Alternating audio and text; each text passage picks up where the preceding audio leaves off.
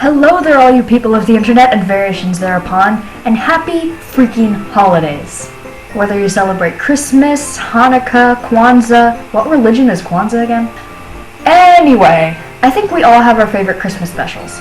Be it How the Grinch Stole Christmas, How Ron Howard Fucked Up the Grinch, Charlie Brown Christmas, or the ever-popular but all-too-deserving Christmas Carol. It's needless to say that there have been countless iterations over the years, and I really do mean countless. And everyone tends to gravitate towards different iterations. And today I figured I would take a look at some of the more creative ones. I was originally going to split this video up and do like a 12 Days of Christmas thing, but I just didn't have the time. So I hope you enjoy anyway. Whoa ho ho ho! The tape, that was awful, I apologize. First up, we have A Mickey Christmas Carol. This is one of two on this list that I hadn't actually seen before making this video. And since it was only 20 minutes, I figured I'd throw it in here because why not? I'm vaguely a Disney fan, let's have a crack at it. Even me, as previously mentioned, being a vague Disney fan myself, at first glance this just seemed like a lazy, mousy paint job over a Christmas Carol. But I was pleasantly surprised. Some of these characters are just perfect. I didn't know a lot about most of them, and I know from now on I'm just gonna see them as the characters they played in this. Scrooge McDuck is a really fun Scrooge, and I heard he was originally created for the short, but don't quote me on that. Though his character does tend to flip-flop a lot. There's no hole! I'm Help me, Jacob! Humbug! Jesus, it's like Jekyll and Hyde. The ghosts are a lot of fun as well. I particularly love the Ghost of Christmas Future. How he only has one line, but is still so memorable. And the smoke and fog coming from his cigar is not only practical and clever, but incredibly atmospheric. Though goofy as Marley. Seriously? Come on guys, you had no one else in your entire collective canon that was better to play Marley than fucking Goofy? Goofy is not menacing in the slightest. Hell, his name is literally Goofy, for Christ's sake. The animation is of course fantastic. I always liked the sort of sketchy, raw style that Disney sometimes had. For this era in England, I think it fits. But the other big flaw in this is the pacing. It's only 20 minutes, which should pretty much say it all. Just like bloating out a short book into a full-length movie doesn't work, shortening a long book into one short doesn't work either. They really did try, and there are some good changes to keep the flow and keep locations intimate. Like seeing Tiny Tim's family mourning over his grave instead of at their house, so you wouldn't have to transition. But as hard as they try and make it work, it really doesn't that well. It's impressive what they were able to get across in only 20 minutes, but this one is just a little bit too rushed for my taste. Honestly, if it was longer and a little bit more slow and atmospheric, like they obviously tried to do, I would definitely recommend it way more. Because there are seeds of something truly great in here, but as a whole, it's just not for me. I'm glad I saw it, though. If you're a Disney fan, or a fan of The Christmas Carol, or both, I'd give it a look. Number 2 is Scrooged. I freaking love this one. Most other people in the reviewing community seem to hate it, though. I wouldn't say I make it a point to watch this one every year, but if it's on, I will definitely catch it. This one has the twist of being set in modern day, kinda like Sherlock, only funny. Its Scrooge character is a selfish TV executive working on a version of A Christmas Carol himself, played by Bill Murray. And as he's going through his own Christmas Carol story, the plot and the production he's working on is mirroring it. It's very clever and kind of meta. This film mixes humor and very dark, serious themes very well in my opinion. And the sequence with the third ghost has little to no jokes in it. It knows when it needs to be serious. No, it's not perfect. The character of Elliot wasn't really needed, and some parts in the beginning go a little bit over the top. And yeah, the third ghost encounter is a bit rushed. And it all leads up to one of the most cheesy Christmas speeches ever. But you know what? It feels earned. By the time everything in this movie happens, it feels earned. It feels like it has weight. It also gives us some very different takes on the ghost. They love to torture the main character, and since Scrooge is such a miserable human being, it really works. We like seeing him be put in pain before he learns his lesson. That's how slapstick works.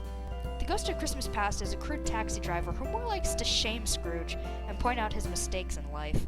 But the Ghost of Christmas Present, played by Carol Kane, just enjoys beating the shit out of him. But again, there are some more serious moments. especially in the looks they give each other. You can really see it. The Ghost of Christmas Future isn't as memorable or clever, but it still has its moments. Like how of the 3 scenes he shows Scrooge of the future, its face, which is a television screen, first reflects itself, then Scrooge, then the two of them morphed and combined. It goes by really fast and you can't really catch it the first time. It's pretty subtle and really cool. Like I said, I feel like this film was underrated, and I really am glad it's gathered a cult following. If you're looking for a really different and clever version of A Christmas Carol, you should definitely look into this one. Oh, you know I like the rough stuff, don't you, Frank? Jingle, jingle, jingle, jingle. Number 3 is A Christmas Carol. Just A Christmas Carol, the 2009 version though. Yeah, thanks for that extremely specific title that totally gives us a way to differentiate it from all the other versions, Zemeckis. Though to be fair, most people just call it the one with creepy Jim Carrey.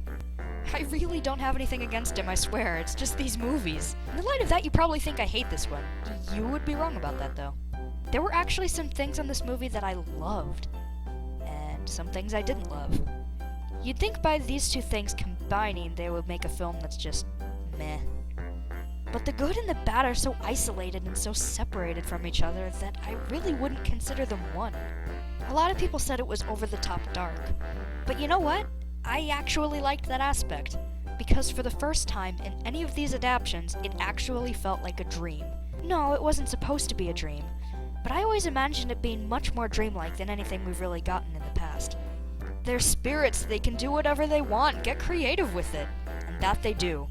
Not to mention a miser like Scrooge probably would need to be scared a little to change in the way he does, especially overnight. But that being said, it has its fair share of awful too.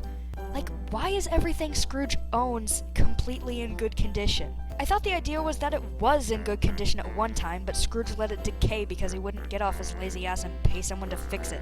Why are there suddenly all these weird chase scenes that make it seem like the movie just gave up and died, and they start and just stop?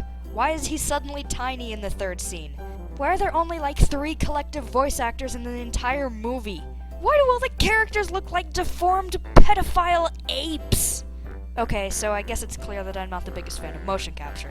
And though Scrooge's model actually does look really good, that's about where the okay character design ends. But that's not to say that there weren't some things that I really did like. Like how when Marley first comes in, the boxes come flying into the room before he does. You really feel their weight, he has to sling them around just to move. And when he leaves, one of the boxes almost takes Scrooge out the window with him. Visually, it's a fantastic scene. The ghosts all being voiced by Carrey is cool, and it contributes to the dreamlike atmosphere I was talking about earlier. There's a scene in the future where Scrooge and Bob come fit, even though Bob doesn't know it. The silence, the expression, it's all amazing. Even for the broken motion capture, Scrooge does have some surprisingly compelling expressions. So what would I rate this movie? I honestly have no clue.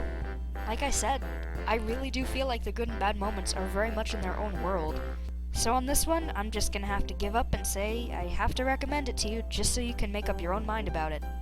But I personally don't think I'll be watching it again. Humbug.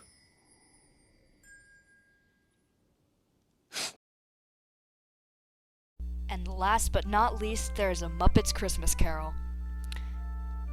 Now this is actually the reason I didn't make this a top 4 list. Because there just might be a little bias for this one. For one, this is the version I grew up with. I know this version of the Christmas Carol like the back of my hand. Heck, even that was just a reference. Maybe it's just my nostalgia, but I really don't see why people skip this one. Even if you're not a Muppets fan, the chemistry of the two narrators is really good.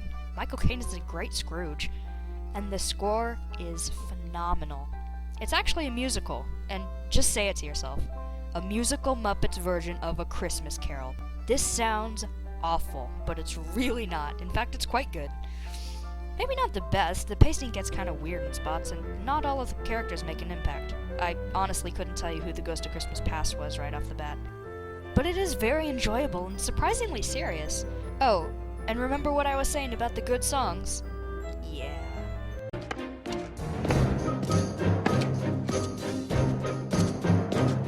When a cold wind blows, it chills you to the bone. But there's nothing in nature that freezes your heart like years of being alone. It paints you with indifference like a lady paints with rouge.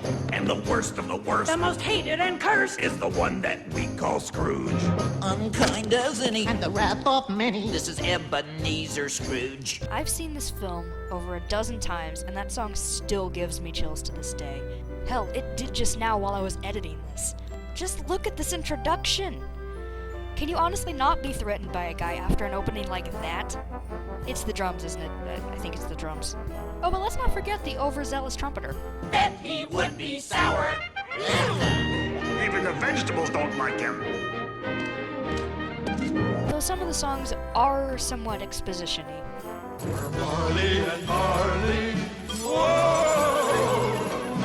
Okay, bye.